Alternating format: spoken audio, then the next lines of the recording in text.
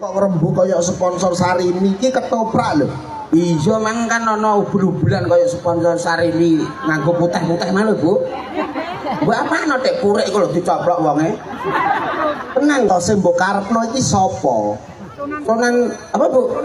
Iya Sunan Kudus. Oh, alah Sunan Kudus. Mosok Sunan kok barane kaya sponsor Sarimi to.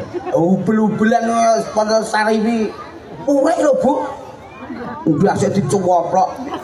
Iku jenenge ora purek. Lah nyapa? Pancen kelirane wis rampung istirahat sik.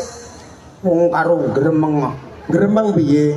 Ora wong wedok-wedok mbancak ora ngewangi aku blas ngono. Oh, berarti sithik akeh ya lara ati karo wong wedok-wedok mbancak. Ya perkara iku mang dunek-unekno Ndara Putri Ratu Mas Kencana mau gara-gara gugat putrane kan mati pamekasan. Ya. Lah jarene ana sing tanggung jawab nyatane Sunan sing kaya sponsor Sarimi raine rupane bareng medun.